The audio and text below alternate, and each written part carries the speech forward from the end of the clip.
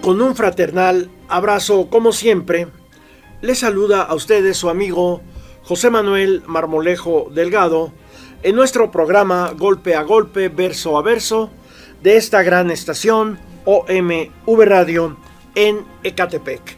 Nuevamente tenemos como fondo en nuestra pantalla estas preciosas fotografías de el puerto de Las Ventanas en Oaxaca con su maravilloso manglar. Visitemos Oaxaca, visitemos nuestra República Mexicana con sus pueblos. Damos inicio a nuestro programa con nuestra sección de poesía Vida nada me debes. Continuando con la obra literaria del poeta ruso Mijaíl Dudin, podemos decir que sobre todo en su última etapa de escritura, habló mucho del silencio, un poeta del silencio que busca abrigarse de los temporales de su siglo para escuchar el tiempo. Título de uno de sus libros de poesía, galardonado con el Premio Nacional Gorki de la Federación Rusa. Necesitaba del silencio para comprender el nuevo día y asimismo también para entender lo que quería y lo que debía decirle a la gente. Festejó a la naturaleza sin dejar de detenerse en lo pequeño, en la brizna de hierba o en la minúscula flor brotada de la tierra, pero ascendiendo siempre en su pensamiento a las grandes magnitudes de la filosofía, de la historia. Su poesía nunca dejó la impronta de su cuna, la ciudad que durante un tiempo se llamó Leningrado, la que le enseñó a ser firme y valiente. Aquella ciudad majestuosa y severa, en el abandono de su vitalidad y juventud, la poesía de Mijaíl Dudin se vuelve triste, pero encuentra la fuerza necesaria para reponerse de los golpes de la realidad, abriendo nuevos caminos y osadas perspectivas. Ahora leeremos para ustedes un poema de Mijaíl Dudin, este poeta ruso. Cual si la razón fuera, el sol se puso tras la jiba del monte, tras su altura, y cayó sobre el valle como un velo, la noche impenetrable de negrura. Mas saliendo del fondo lentamente, cual merced de la dicha venidera, encendiéndose una estrella allá en el cielo, y rompió con las puntas las tinieblas. Los boomerangs de Ravel volaban del tablado, en donde el piano ardía cual un incendio negro. Chocaban como roca los muros altaneros, hasta que un nuevo golpe caía sobre ellos.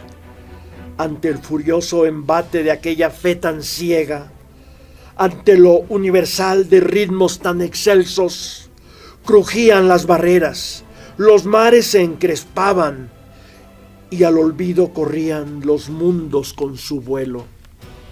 Crecía el espejismo, una falange a otra, entre el fragor de truenos, furiosa arremetía, ardía Hiroshima, y el boomerang sus huellas dejaba a nuestra tierra en su cuarta costilla. Pues es Mijaíl Dudin, este enorme poeta ruso. Continuamos con nuestra temática general.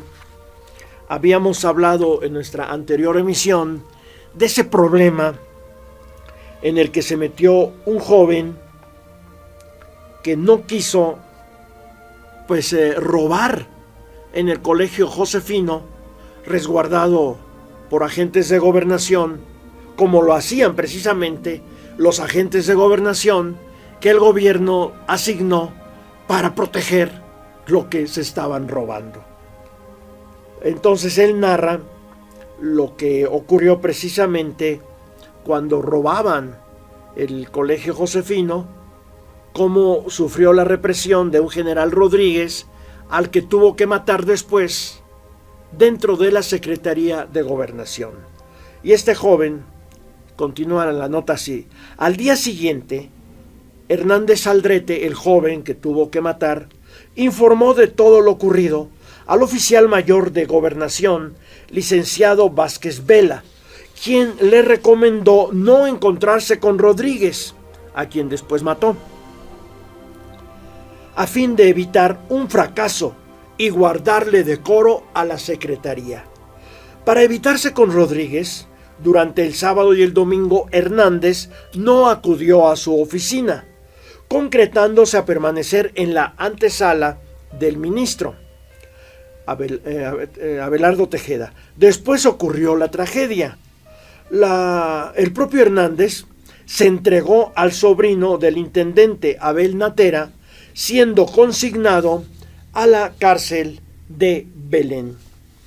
Excelsior publicó una composición de 3 fotografías, 2 con los rostros de los protagonistas de esta historia y otra del cadáver de Rodríguez en el suelo del Palacio de Cobián. Como pie de foto: 1. Capitán Novaro Hernández, asesino. 2. Posición en que cayó la víctima de esta sangrienta tragedia. 3. Señor Coronel Porfirio Rodríguez, asesinado ayer. No es gratuita la afirmación de que el nuevo poder revolucionario en México institucionalizó la corrupción como régimen de gobierno en el país. Sin temor a caer en exageraciones, podemos asegurar que la pequeña nota expuesta en estas sesiones de golpe a golpe es una evidencia de esa aseveración. La corrupción ha permeado todos los ámbitos de la vida nacional en todos los tiempos y espacios, convirtiéndose en un cáncer del que México no encuentra la cura. Para muestra destacamos esta nota de la publicada en el número 362, esta nota publicada en el número 362 de la revista Proceso del día 10 de octubre de 1983, páginas 27 y 28, firmada por Manuel Robles, intitulada A los 91 años, el historiador Silva Herzog recibió la medalla Domínguez que le fue otorgada el viernes 7 por su ciencia y virtud en grado eminente como servidor de nuestra patria o de la humanidad. El columnista citó una entrevista a Herzog efectuada en 1977. Mis labios jamás se han manchado con el vino que destila la adulación, decía Silva Herzog, el viejo. Mis manos están limpias. Silva Herzog fue autor del dictamen en el que se apoyó Lázaro Cárdenas para nacionalizar la industria petrolera. Además fungió como funcionario de Pemex. Herzog aseguró que los trabajadores de Pemex se corrompieron unos meses después de la creación de la paraestatal, creyendo que la expropiación se hizo para ellos. El presidente Miguel de la Madrid Hurtado entregó la presea Belisario Domínguez al autor de Breve Historia de la Revolución Mexicana. En el acto, el senador Raúl Salinas Lozano, el padre de Carlos Salinas de Gortari, pronunció un discurso citando una frase del escritor: la revolución ha muerto, se hace necesaria otra revolución dentro de la revolución. Salinas Lozano hizo referencia a la carta de renuncia a Pemex que Silva Herzog envió al presidente Lázaro Cárdenas, manifestando su inconformidad por la corrupción dentro de la empresa. Jesús Silva Herzog Márquez, nieto del homenajeado, reprodujo algunas palabras de su abuelo, particularmente una mención de este a lo dicho por Justo Sierra en el propio Senado. El pueblo mexicano tiene hambre y sed de justicia. Recordemos que esa misma frase fue pronunciada por el candidato oficial a la presidencia de la República, Luis Donaldo Colosio, en un acto de campaña frente al Monumento a la Revolución, en marzo de 1994. Unos días después, Colosio moría asesinado en otra jornada electoral realizada en Lomas Taurinas, Tijuana, Baja California. Herzog Márquez pronunció esta frase de su propia autoría. La historia es una hazaña de la inconformidad.